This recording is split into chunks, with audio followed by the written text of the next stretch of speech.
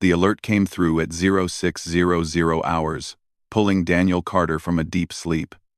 He sat up in his bunk, blinking at the red emergency light flashing across his small cabin. The communications panel on the wall buzzed with an incoming transmission marked urgent. All senior staff to the bridge immediately. Captain Ryan Mitchell's voice crackled through the speaker. We have a situation. Daniel pulled on his uniform and hurried through the narrow corridors of the diplomatic vessel. The ship hummed quietly around him, a sound he had grown used to over the past 3 years of deep space missions. When he reached the bridge, he found the captain standing before the main view screen, with Lieutenant Amy Brooks at his side. What's going on? Daniel asked. Ryan turned to him, and Daniel could see the confusion in his captain's eyes. We've received a message from the Vaelrian Empire. They're requesting our assistance. Daniel felt his eyebrows rise. The Vaelrians were one of the most advanced civilizations in the known galaxy. Their medical technology was thousands of years ahead of Earth's. They had never asked humans for help with anything, let alone medical assistance. What kind of assistance? Daniel asked. Amy pulled up the message on the screen. The text was formal, written in the precise language the Vaelrians always used. But underneath the diplomatic words, Daniel could sense something else. Desperation. Their princess is dying, Amy said quietly. They've tried everything they know, and nothing is working. They're reaching out to every species in the sector, asking for any medical knowledge that might help. Daniel read through the message twice. Princess Lyria, the only daughter of Emperor Theron, had fallen ill 3 weeks ago. The Vaelrian doctors called it essence decay, a mysterious condition where her life force was simply draining away. Every treatment had failed. Every medicine had done nothing. The princess was fading, and her father was running out of options. They want us to come to their homeworld, Ryan said. They're asking for our chief medical officer specifically. Daniel felt the weight of those words settle on his shoulders. What could I possibly offer that their doctors can't provide? They have technology we can only dream about. Maybe that's the point, Amy suggested. Maybe they need a different perspective. Something their technology can't give them. Ryan nodded. I've already sent word that we're accepting. We'll arrive at the Vaelrian homeworld in 18 hours. Daniel, I need you to prepare everything you might need. Medical scans, diagnostic equipment. Whatever you think could help. Daniel spent the next several hours in the medical bay, going through his equipment and supplies. He packed portable scanners, basic medicines, and diagnostic tools. But as he worked, doubt gnawed at him. What could simple human medicine do against an illness that had defeated Vaelrian science? Amy found him there several hours later, staring at his collection of medical supplies. You're worried, she said. It wasn't a question. I'm terrified, Daniel admitted. What if I can't help her? What if I make things worse? I'm more too. I'm bleeded. I'm warded. I'm terrified. I'm terrified. What if I make things worse? Amy sat down across from him. You're the best doctor I know, Daniel. And sometimes the best thing we can offer is just trying. They wouldn't have asked if they weren't desperate. That's what worries me, Daniel said. A desperate emperor is watching his daughter die. And I'm supposed to walk in there and somehow fix what their entire medical establishment couldn't. The journey to the Vaelrian homeworld passed in a blur of preparation and anxiety. Daniel reviewed every medical text he could find. Looking for anything that might help, he studied the limited information about Vaelrian biology that humans had access to, but the truth was, there were huge gaps in his knowledge. When they finally entered orbit around the Vaelrian planet, Daniel pressed his face to the observation window. The world below was beautiful, with silver cities that seemed to glow with their own light. Massive structures reached into the sky, connected by bridges of pure energy. It was like something from a dream. They're sending an escort ship, Ryan announced. We're cleared to land at the Imperial Palace. The landing procedure was smooth and precise. Vaelrian technology guided their ship down to a landing pad that sat atop a towering structure in the heart of their capital city. As the airlock opened, Daniel took a deep breath. A delegation waited for them on the landing pad.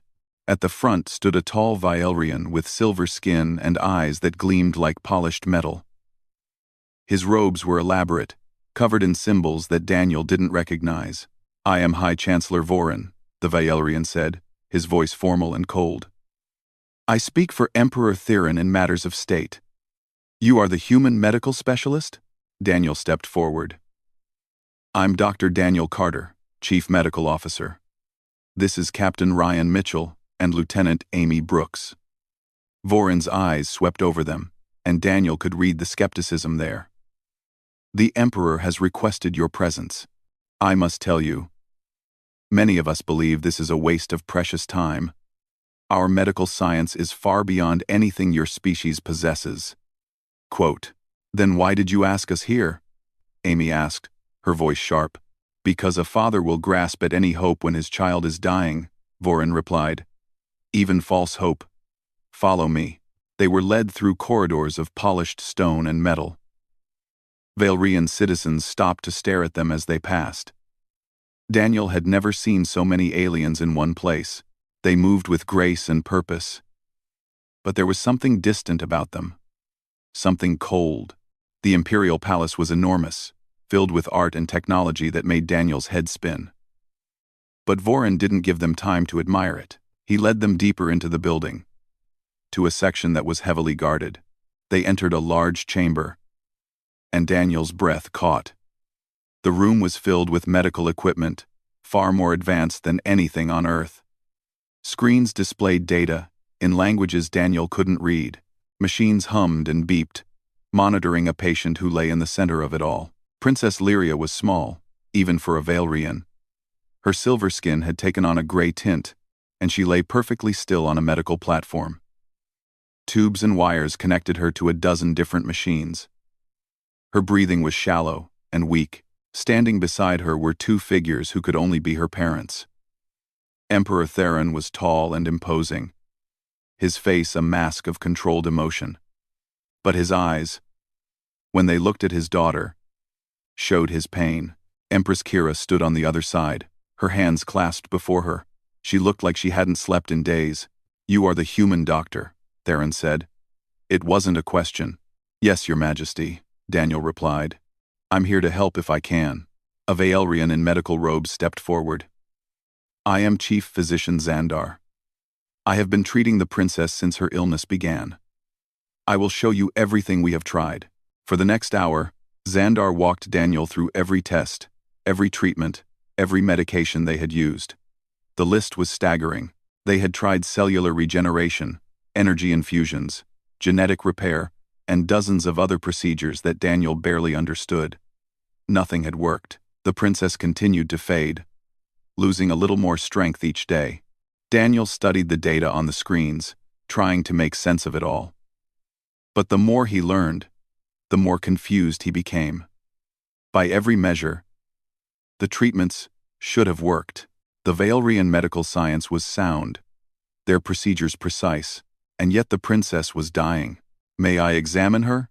Daniel asked finally. Xandar looked surprised. "All the data from our scans is available to you. What more could a physical examination tell you? Sometimes you need to see the patient, not just the numbers," Daniel said. Xandar exchanged a glance with Vorin, but Emperor Theron nodded. "Do what you need to do, Doctor." Daniel approached the medical platform. He looked down at Princess Lyria, this young girl who was dying despite all the advanced technology surrounding her. And for the first time, he noticed something strange. Every piece of medical equipment maintained a careful distance from her. The scanners hovered above without touching. The treatment devices directed their energy from arms that kept them separated from her body. Even the medical platform held her with fields of energy rather than solid support. "Your equipment," Daniel said slowly. "It never actually touches her." Xandar looked confused. "Of course not. Direct contact would interfere with the precision of the treatments. Why would we need to touch the patient?" Daniel felt something click in his mind. "In human medicine, we examine patients by touching them. We check pulse, temperature, breathing. We use our hands to feel for problems." "How primitive," Vorin muttered.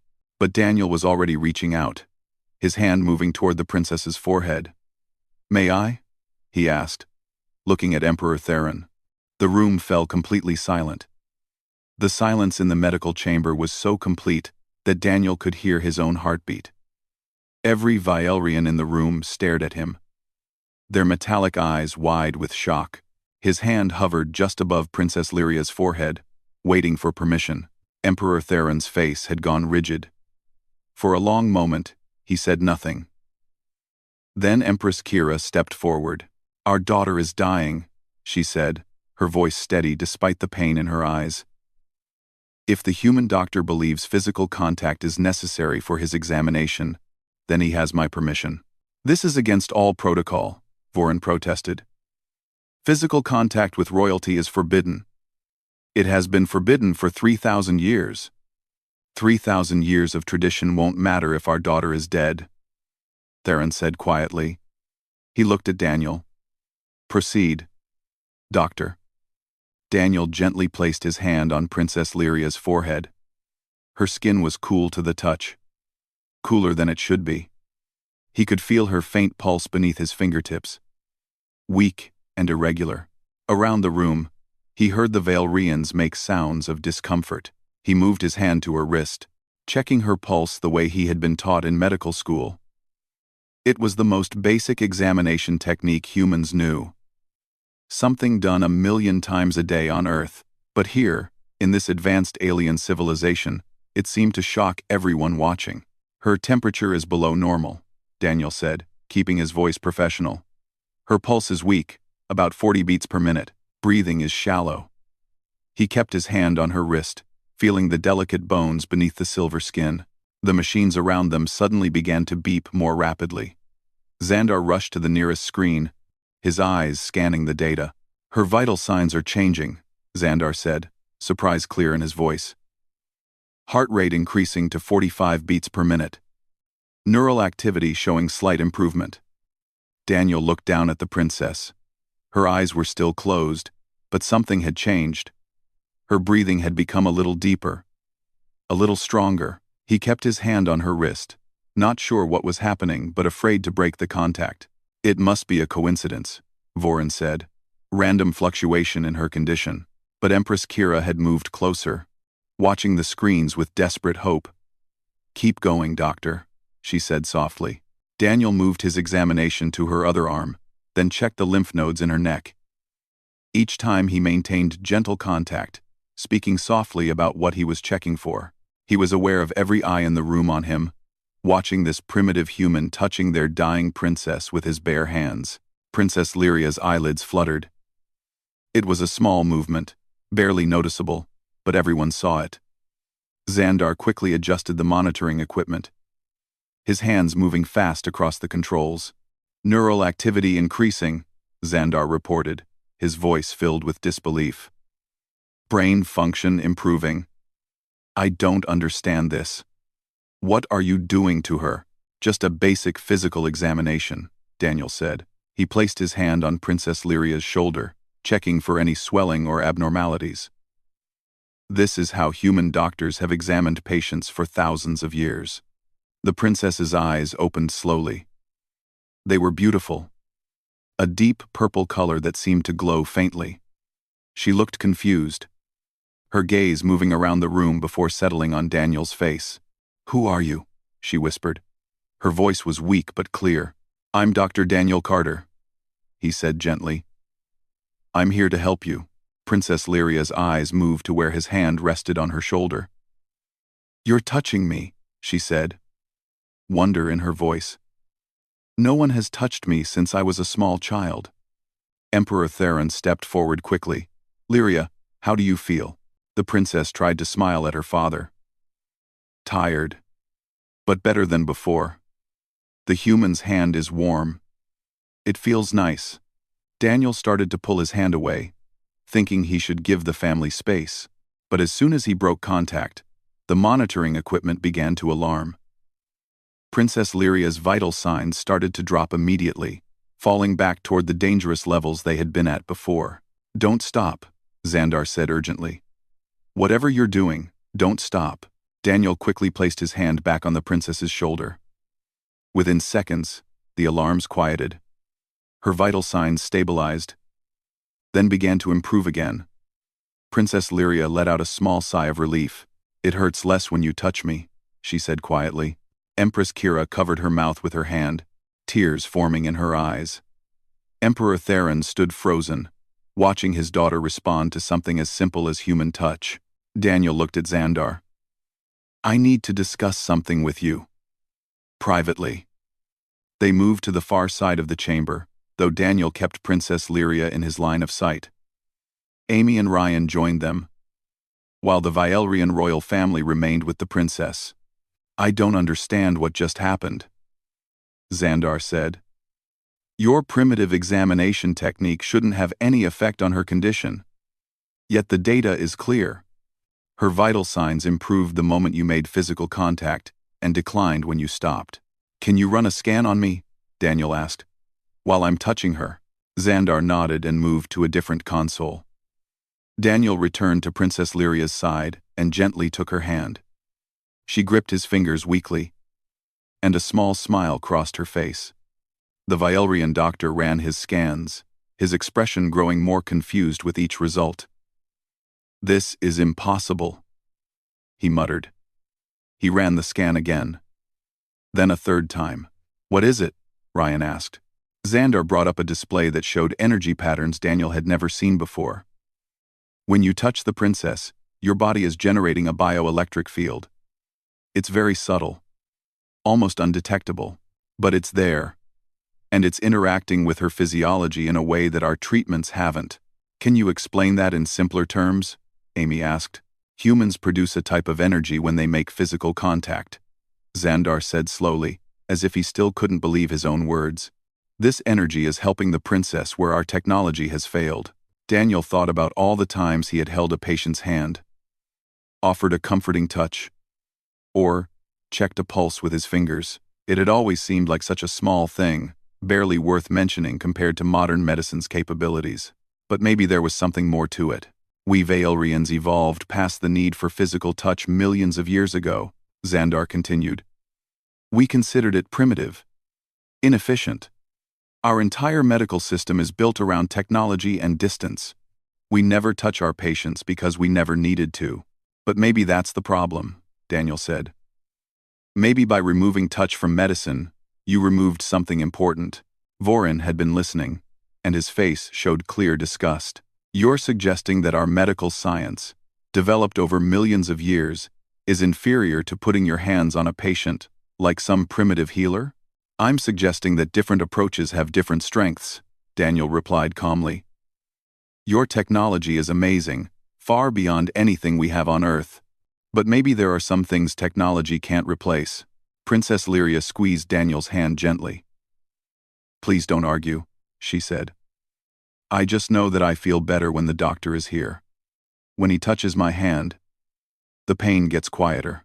Empress Kira had been watching the entire exchange, and now she spoke.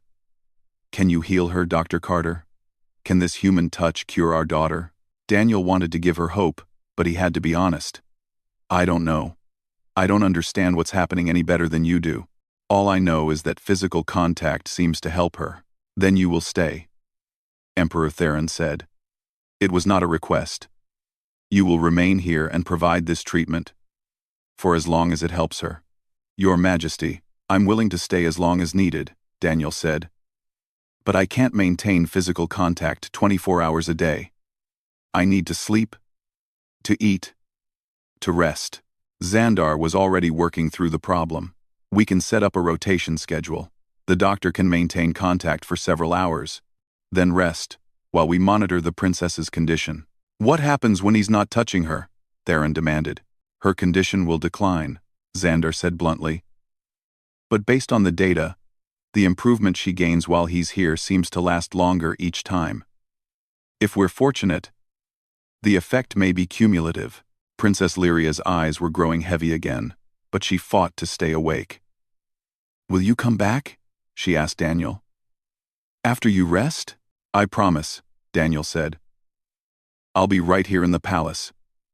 Whenever you need me, I'll come." The princess smiled and closed her eyes, still holding his hand. Good. Your hand is warm and gentle. Not like the machines.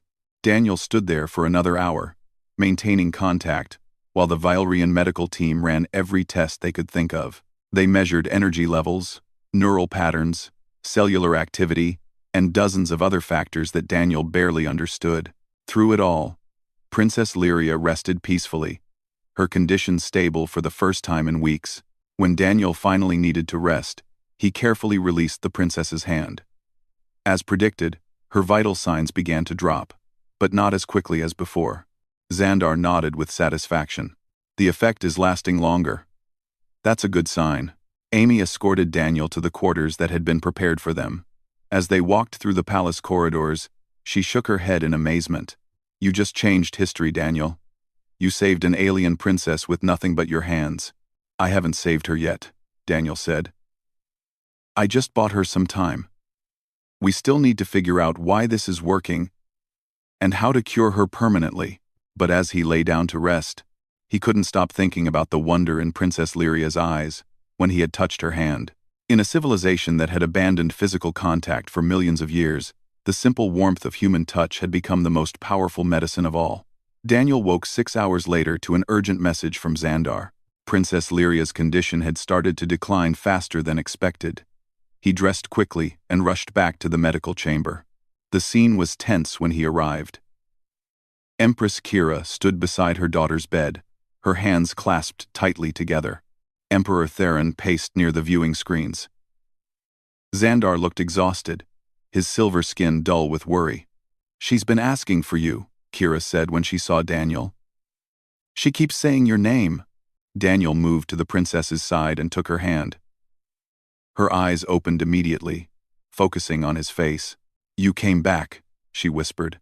I promised I would, Daniel said gently. Within minutes, her vital signs began to improve. The tension in the room eased slightly. Theron stopped pacing and watched as his daughter's breathing became steadier. For the next 3 days, Daniel fell into a routine. He would spend 4 hours at a time sitting with Princess Lyria, holding her hand and talking with her. Then he would rest while Xandar monitored her condition, returning when her vital signs began to drop too low. During those long hours together, Daniel and the princess talked about many things. She asked him about Earth, about human customs, about what it was like to live on a world where people touched each other freely. We hug our friends, Daniel explained during one session. We shake hands when we meet someone new. Parents hold their children. It's how we show care and connection. Princess Lyria's eyes widened. You touch strangers? On purpose? Not all strangers, Daniel said with a smile. But yes, physical contact is a normal part of human interaction. We believe it helps us bond with each other, to feel less alone. I've been alone my whole life, Lyria said softly.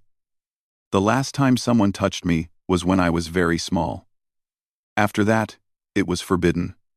Royal protocol says, no one may have physical contact with the heir to the throne. That sounds lonely, Daniel said. It was, Lyria admitted. I used to watch recordings of other species, the ones who still touched each other. I thought there was something wrong with me for wanting that.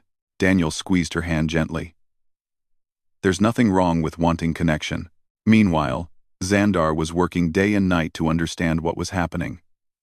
He had set up equipment to measure every aspect of the interaction between Daniel and the princess. The results were fascinating and troubling. On the 4th day, Xandar called a meeting with Daniel, Ryan, and Amy. He also included Emperor Theron and Empress Kira. High Chancellor Vorin attended as well, his disapproval clear on his face. I have determined the cause of Princess Lyria's illness, Xandar announced. And I believe I understand why Dr. Carter's treatment is effective. He brought up complex diagrams on the viewing screens. The princess suffers from what we call essence decay. Her body is rejecting the very treatments designed to heal her. Every time we use our technology to help her, her system fights against it. Why would her body reject treatment? Theron demanded. Because our treatments are missing something fundamental, Xandar said. When Dr. Carter makes physical contact with the princess, his body generates a bioelectric field. This field is produced by his emotional and empathetic response to her condition. It's not just electricity. It's energy born from genuine care and connection. That's impossible, Vorin said. Emotion doesn't create measurable energy. In humans it does, Xandar corrected. Their evolution took a different path than ours. While we developed technology and abandoned physical touch, humans retained and refined their ability to connect through contact. Their emotional responses create real, measurable energy that has healing properties. Quote, Empress Kira leaned forward. Are you saying that our daughter is sick because we lack this energy? In a way, yes, Xandar said. Princess Lyria's system needs more than just medical treatment. It needs the energy that comes from genuine connection. Our machines can't provide that because we programmed them based on our own physiology. We don't have this ability anymore. We evolved past it millions of years ago, Vorin said proudly. Did we? Amy asked quietly. Or did we lose something important? The room fell silent. Daniel thought about all the advanced Valyrian technology he had seen. The incredible machines that could do amazing things. But none of them could provide the simple warmth of a caring touch. Can we give the princess this energy without the human doctor? Theron asked. Can we build a machine that replicates what he does? Xandar shook his head. I've tried. The energy signature is unique because it comes from genuine emotion. A machine can't care about the patient. It can only simulate the electrical pattern. And that simulation doesn't work. Then what do we do? Kira asked, her voice breaking. Keep the human doctor here forever? Daniel spoke up. May I suggest something? Everyone turned to look at him. He felt small under their gaze. But he pressed on. What if you could learn to do this yourselves? Daniel said. The ability might be dormant in Valyrians. Not completely lost. With practice, you might be able to generate the same healing energy. That's speculation, Vorin said dismissively. But it's worth trying, Xandar said, surprising everyone.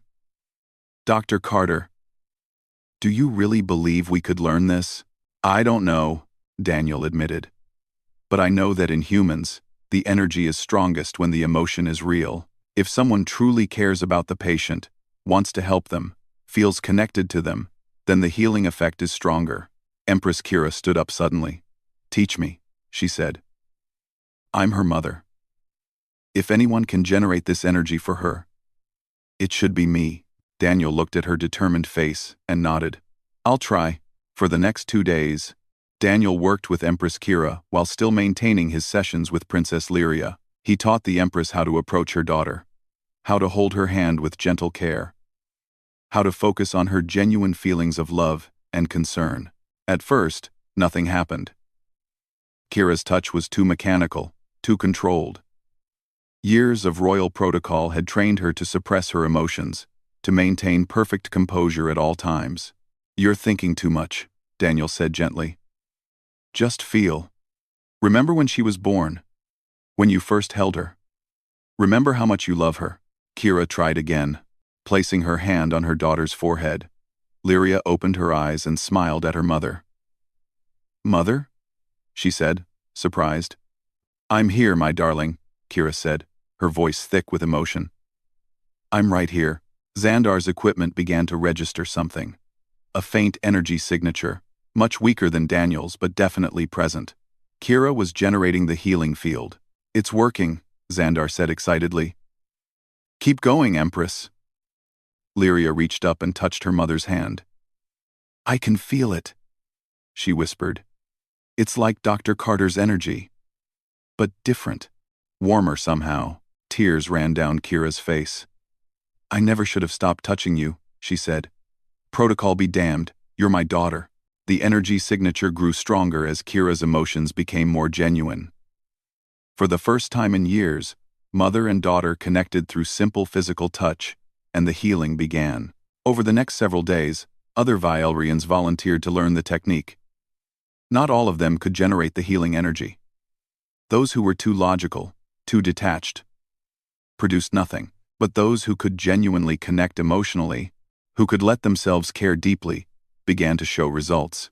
Xandar was one of the successful ones. As a doctor, he had always cared about his patients, but he had never expressed it through touch. When he learned to combine his medical knowledge with genuine compassion, his healing energy was strong and precise. Princess Lyria improved steadily. With multiple Valerians now able to provide the healing touch, she no longer depended solely on Daniel, but she still asked for him regularly, and they continued their long conversations. "You've changed everything," she told him during one session. "Not just for me, but for all my people. We're learning to touch again. To feel again. It's like waking up from a long sleep. Your mother did most of it," Daniel said. "She had the courage to break tradition. Because you showed us it was possible," Lyria said. "You reminded us what we lost when we stopped touching each other." But not everyone was happy about the changes. High Chancellor Vorin had been watching the developments with growing alarm. He saw the traditional Violrian culture being undermined by these primitive human practices. On the 10th day, Vorin requested a private meeting with Emperor Theron. Daniel wasn't present, but Amy's security contacts told her what happened. "Your Majesty, this cannot continue," Vorin had argued. "We are abandoning millions of years of cultural development to embrace primitive behavior. What message does this send to the rest of the galaxy?" "It sends the message that we value life over pride," Theron had replied. "My daughter is healing. That's all that matters. She's becoming dependent on human practices," Vorin said. "When word of this spreads, we will be seen as weak. Other empires will question our strength." "Let them question," Theron said firmly. "I would rather have a living daughter and questions about our strength than a dead daughter and respect for our traditions." But Vorin's concerns reflected a larger divide forming in Valerian society. News of the princess's treatment had spread, and opinion was split. Younger Valerians were fascinated by the idea of relearning touch. They began experimenting with physical contact, sharing their experiences on communication networks. Older, more traditional Violrians were horrified. They saw it as regression, a step backward in evolution. Arguments broke out in public forums. Protests formed outside the palace. Through it all, Princess Lyria continued to heal. Her strength returned day by day. She could sit up now, could eat solid food, could laugh and talk without tiring. The essence decay was reversing, her life force growing stronger, but everyone knew that a choice was coming. Emperor Theron would have to decide whether to embrace this new path or return to traditional ways, and that decision would shape the future of the entire Valerian civilization. Emperor Theron stood alone in his private study, looking out over the silver city below. Behind him, the door opened, and Empress Kira entered without announcement. After 30 years of marriage, some formalities had fallen away. "You haven't slept," she said, noting the exhaustion in his posture. "How can I sleep when our entire civilization stands at a crossroads?" Theron turned to face his wife. "Vorin came to me again today. He says protests are growing larger. Traditional families are demanding we stop this madness, as they call it." Kira moved to stand beside him at the window. "And what do you call it?" Kira moved to stand. "I call it watching our daughter live and laugh for the first time in months," Theron said quietly. "But I also call it terrifying. We're asking our people to abandon everything they've been taught about proper behavior, about evolution, about progress. Are we?" Kira asked. "Or are we asking them to remember something they forgot?" Theron looked at his wife. In the past 2 weeks, she had changed. She smiled more often.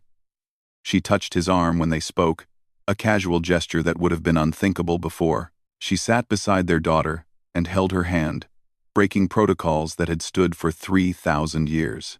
"You've become comfortable with this new way," he observed. "I've become comfortable with my daughter," Kira corrected. "For the first time since she was a baby, I can hold her. Do you know what that means to me? All these years, I watched her grow from a distance. I could only observe, never comfort. When she cried, I couldn't wipe her tears. When she was frightened, I couldn't embrace her. It was protocol, Theron said, but his voice lacked conviction.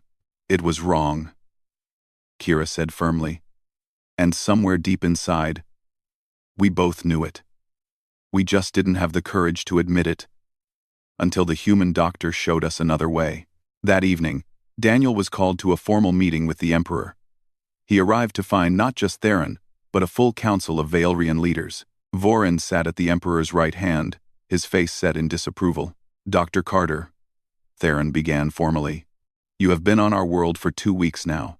My daughter continues to improve under your care and the care of those you've trained. For this, you have our eternal gratitude. Daniel sensed a but coming. However, Theron continued, we need to discuss the future. Can my daughter be cured permanently? Or will she require this treatment indefinitely? Xandar stepped forward to answer. Based on my research, I believe the princess's system is adapting. Each day, she retains the healing energy for longer periods. Eventually, her body should stabilize completely. But this is new science. I cannot give you a definite timeline. Weeks? Months? Years? Vorin demanded. Possibly months, Xandar said carefully. But I believe she will make a full recovery. Writer. When I believe Tuaris, I would be a belief Tuaris. And in the meantime, we continue to encourage our citizens to abandon their evolutionary advancement and behave like primitive species, Vorin said. We encourage them to heal, Kira said sharply. There's nothing primitive about compassion. Compassion doesn't require physical contact, Vorin argued. We can care about others without touching them. We've done so successfully for millions of years. Daniel had stayed quiet, knowing this was an internal Vaelrian matter. But now, Princess Lyria's voice came through the chamber's communication system. May I speak? She asked. Theron looked surprised but nodded to the technician to open the channel fully. I've been listening to the debate, Lyria said, her voice clearer and stronger than Daniel had ever heard it. And I want to say something to all of you. I'm 14 years old. For most of my life, I've been sick, not with essence decay, but with loneliness. The council chamber fell silent. I grew up surrounded by people who cared about me, Lyria continued. I knew my parents loved me. I knew my teachers wanted me to succeed. I knew the palace staff worked hard to keep me safe. But I never felt their care. I only heard about it in words. Empty words that couldn't fill the emptiness inside me. Kira's hand went to her mouth, tears forming in her eyes. When Dr. Carter first touched my hand, Lyria said, it wasn't just his healing energy that helped me. It was the proof that I mattered, that I was real enough to touch, important enough to connect with.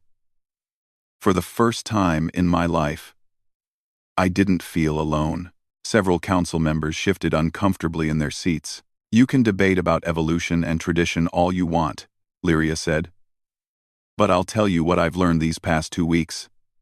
Every Vaelrian who learned to generate the healing energy had to do one thing first.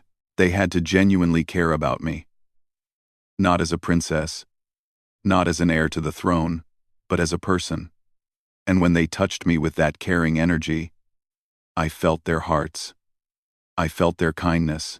I felt their hope for my recovery. Princess, Vorin began. But Lyria cut him off. I'm not finished, Chancellor. My mother can touch me now. When she holds my hand, I feel her love. Not just hear about it, but actually feel it flowing from her heart to mine. Is that primitive? Or is that the most advanced thing we could possibly do? The chamber remained quiet for a long moment. Then Emperor Theron stood. My daughter has more wisdom than this entire council, he said. She's right. We've been so focused on technological advancement that we forgot what it means to truly connect with each other. Your Majesty, Vorin protested. Surely you're not suggesting we officially adopt these human practices? Theron looked at Daniel, then at his wife, then at the communication panel where his daughter waited for his answer. I'm suggesting that we need to make a decision, Theron said. Not as Emperor and Council, but as parents and citizens. Do we choose the comfort of tradition, Or do we choose healing and connection? That's a false choice, Vorin argued. We can have technological advancement and maintain our dignity. Can we? Kira asked. Because from where I stand, we chose dignity over love a long time ago, and it nearly killed our daughter. Amy, who had been observing from the side of the room, spoke up. May I offer a perspective from someone outside your culture? Theron nodded. On Earth, we have a saying, Amy said. Don't throw the baby out with the bathwater. It means don't get rid of something good while you're getting rid of something bad. You don't have to abandon your technology or your culture. You just have to add something back that you lost. Well said, Lieutenant, Theron acknowledged. He turned to the council. I'm not asking you to give up who we are. I'm asking you to remember who we were, and who we could be again. Over the next week, Theron made his choice clear through action. He began appearing in public with Empress Kira. Walking with his hand on her arm, the sight of the Emperor engaging in physical contact sent shockwaves through society. Then he visited schools, places where young Vaelrians learned about their culture and history. At each school, he did something unprecedented. He shook hands with the students. The first time, the young Vaelrians stared at his outstretched hand in confusion. Their teachers looked horrified. But Theron explained what he was doing and why. This is how humans greet each other, he told them. They clasp hands as a sign of respect and connection. I'm learning from them. And I think you should too. Slowly, hesitantly, the students began to shake his hand. And something remarkable happened. They smiled. They laughed. They told their friends about touching the Emperor's hand, about feeling the warmth of his skin, about the strange but wonderful sensation of connection. Empress Kira took a different approach. She invited groups of young Vaelrian women to the palace and taught them what she had learned about healing touch. She shared her experience of touching her daughter for the first time in years, of feeling the love flow between them. Some of you will become mothers one day, she told them. When that day comes, don't make my mistake. Don't let tradition or protocol keep you from holding your children. Touch them. Let them feel your love, not just hear about it. The movement grew, but so did the resistance. Traditional Vaelrians organized larger protests. They argued that the Emperor was being influenced by primitive humans, that he was destroying their culture's foundation. Vorin became the leader of this opposition. He gave speeches about the glory of Vaelrian evolution, about how they had transcended the need for crude physical contact. He warned that adopting human practices would weaken their civilization. The conflict came to a head during a public forum where both sides were invited to speak. Theron agreed to attend, and he asked Daniel to come as well. The forum was held in a massive amphitheater in the capital city. Thousands of Vaelrians attended, with millions more watching on communication networks across the empire. Vorin spoke first, making an passionate argument for maintaining traditional values. He spoke of progress, of evolution, of the dangers of regression. Then Theron stood to respond. But instead of giving a speech, he did something that stunned everyone watching. He walked to where Princess Lyria sat in the audience, fully recovered and healthy. He took her hand and helped her stand.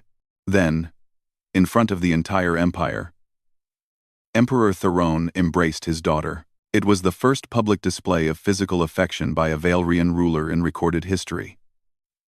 The amphitheater fell absolutely silent.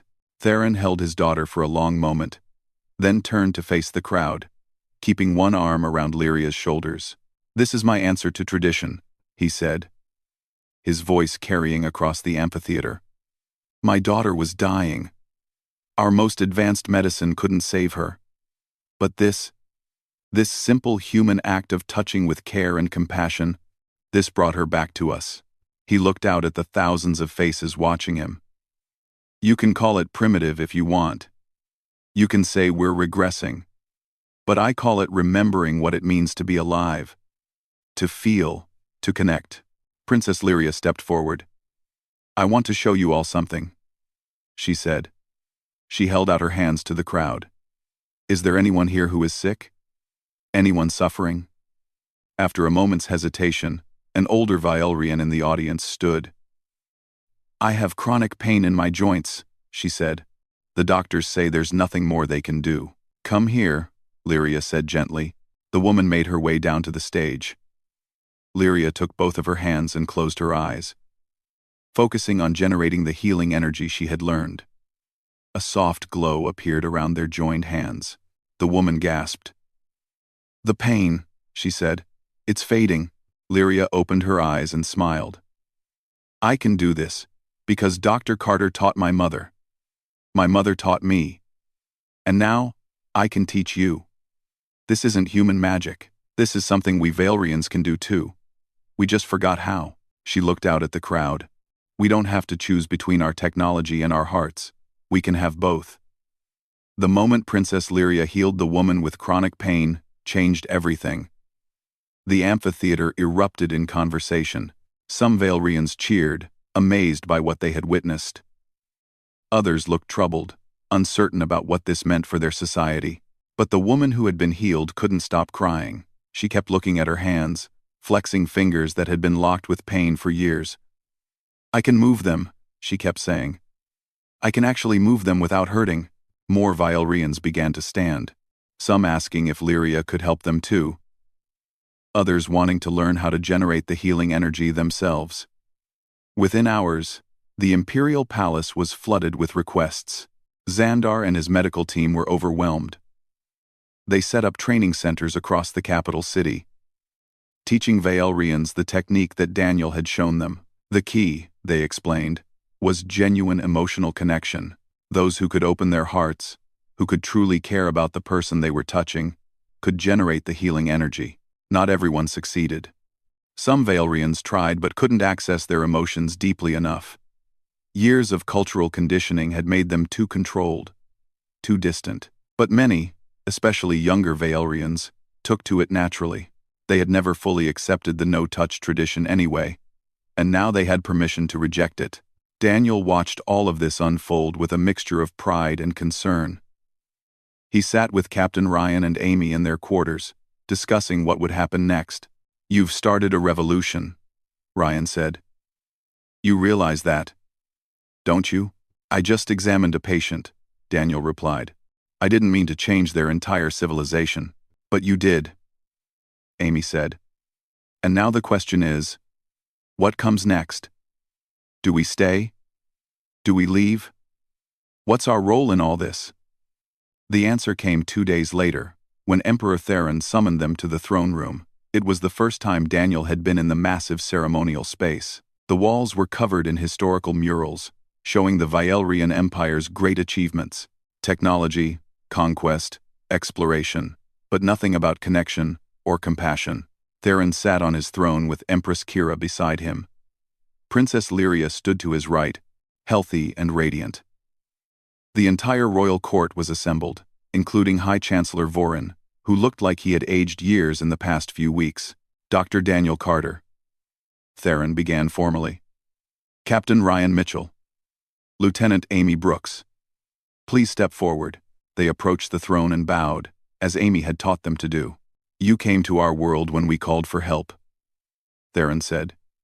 You brought with you no advanced weapons, no powerful technology. You brought only yourselves, and your willingness to care about a dying girl you had never met. He stood and descended from his throne. In doing so, you gave us something far more valuable than any technology. You reminded us of what we had lost. You showed us that progress isn't just about advancing forward. Sometimes it's about remembering what we left behind. Theron reached into his robes and pulled out 3 crystalline medallions, each one glowing with soft light. These are the medals of Imperial Honor, the highest award our empire can give. We grant them to you not for what you did, but for what you taught us. He placed the medallions around their necks personally, touching each of them on the shoulder as he did so. A year ago, such physical contact from the Emperor would have been unthinkable. But more than medals, Theron continued, I wish to offer an alliance between Earth and the Valerian Empire. A formal partnership of equals, built on mutual respect and understanding. Ryan's eyes widened. An alliance with the Valerians would change Earth's standing in the galaxy overnight. They were one of the most powerful civilizations in known space. Your Majesty, Ryan said carefully, Earth would be honored to form such an alliance. But may I ask what changed? Before Dr. Carter helped the princess, the Valrian Empire barely acknowledged humanity's existence. Theron smiled, a gesture that still looked slightly awkward on his formal features. We thought you were primitive because you still relied on physical touch, on emotional connection. We saw it as weakness. Now we understand it was strength. You kept something precious that we threw away in our rush toward technological perfection. Princess Lyria stepped forward. May I speak, father? Always, my daughter. Lyria looked at Daniel with genuine affection. Dr. Carter stayed with me for hours every day. He could have just touched my hand and left. But he talked with me. He told me stories about Earth. He listened when I spoke about feeling lonely. He didn't just heal my body. He helped heal my heart. She turned to address the court. That's what we forgot. That's what we lost.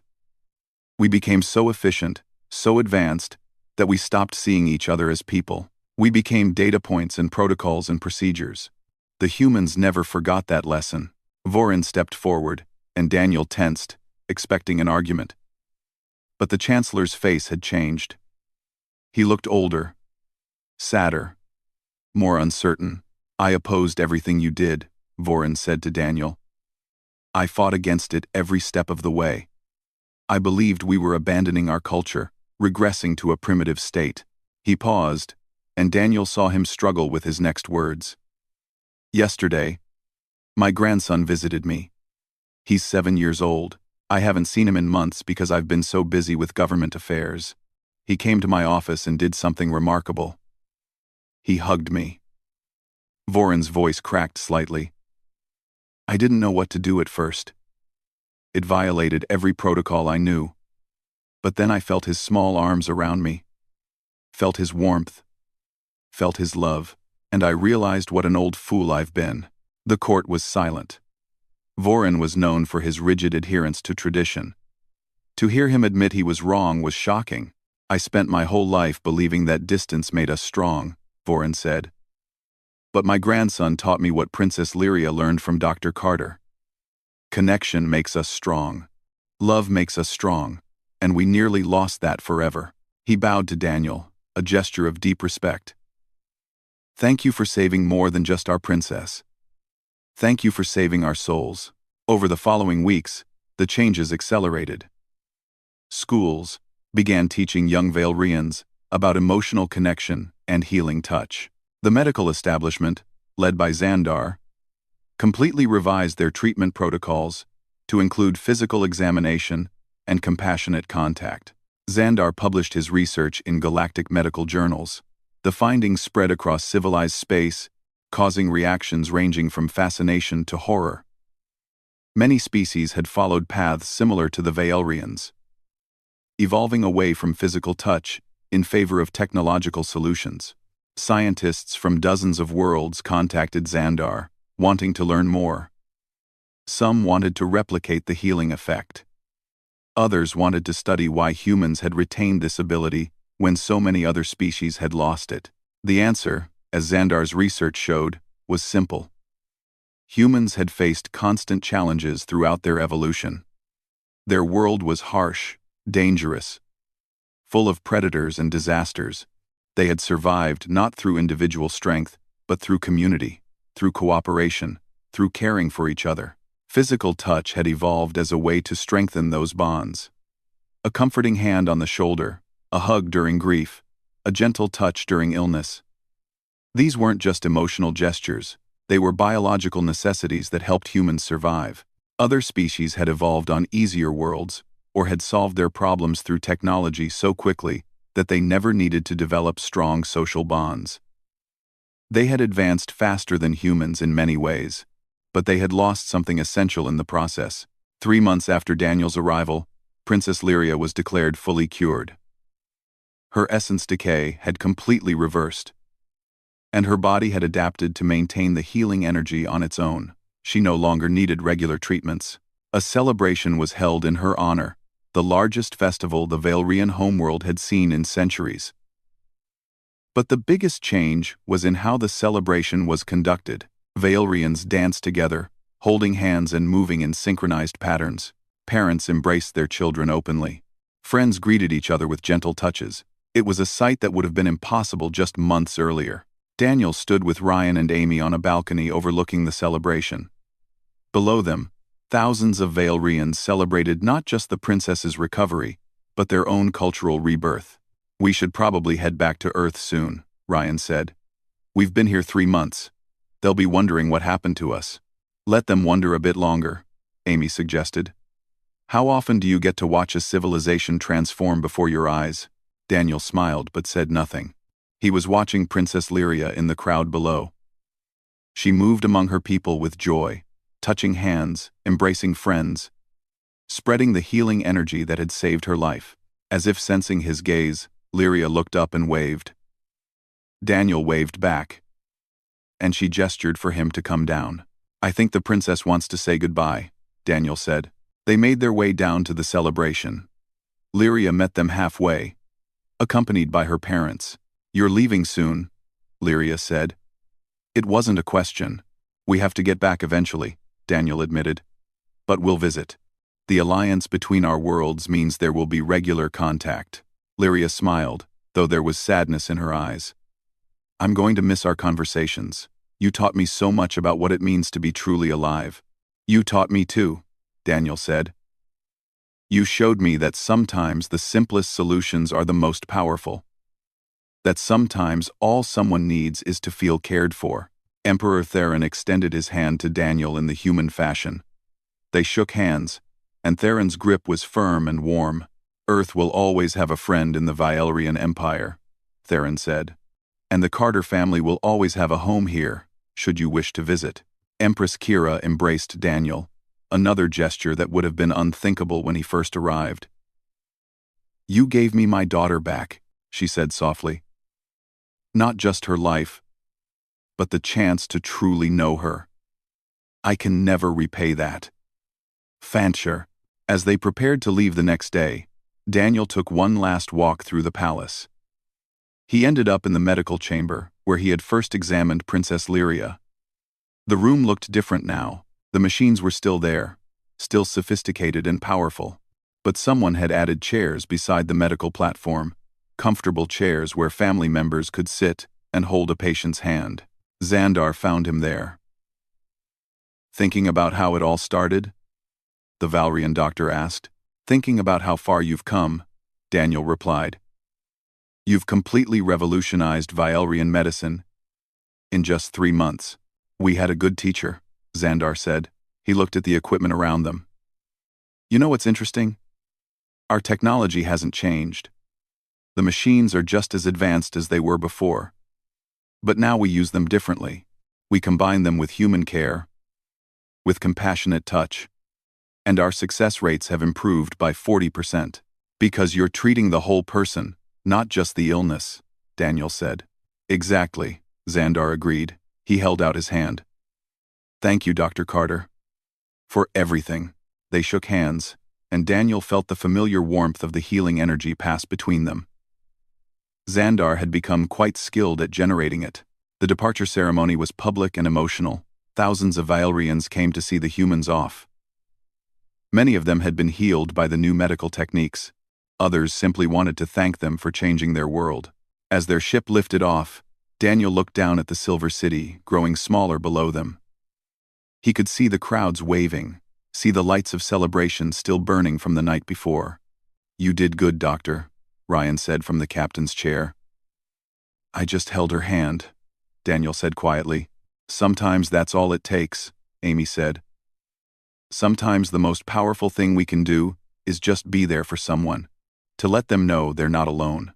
As Earth grew closer in their view screen over the following weeks, Daniel received a final message from Princess Lyria. It was a video recording, showing her in the palace gardens, a place she had been too weak to visit during her illness.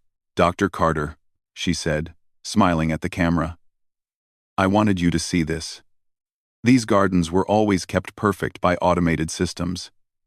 But I've convinced Father to let us hire actual gardeners, people who will touch the plants, care for them with their hands, feel the soil and connect with the growing things. She gestured to show young Vaelrians working in the gardens, their hands in the dirt, laughing as they learned. We're learning to touch everything again, Lyria continued. Not just each other, but our whole world. We're connecting with life in ways we forgot were possible. And it all started because you cared enough to hold the hand of a dying alien girl. The video ended with Lyria placing her hand on her heart in the human gesture of sincerity. Daniel smiled and saved the message. Someday, when people asked him about his greatest achievement as a doctor, he wouldn't tell them about complex surgeries or brilliant diagnoses. He would tell them about a simple touch, a warm hand, and the healing power of genuine human connection. Because in the end, that was what saved Princess Lyria. Not technology, not medicine, not advanced science, just the basic human need to reach out and touch another living being with care and compassion. And that, Daniel thought, was the most powerful medicine in the universe.